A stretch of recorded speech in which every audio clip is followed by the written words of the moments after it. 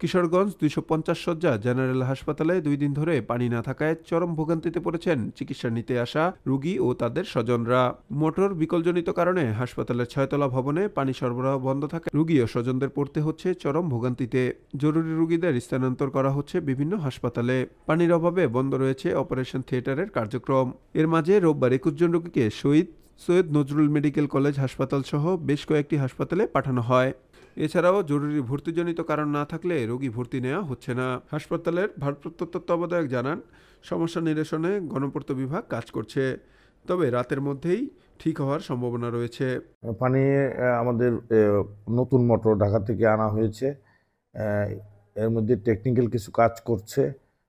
একরাম আমাদের পিডব্লিউডির গণপূর্ত ইঞ্জিনিয়াররা ব্যস্ত আছে, আমরাও বিজি আছি। আশা করা যায় আজকে রাত 12টার পরে পানি আসতে পারে। অপারেশন আপাতত বন্ধ আছে, জরুরি অপারেশন বন্ধ আছে, হাত ধোয়া ছাড়া তো অপারেশন করা যায় না।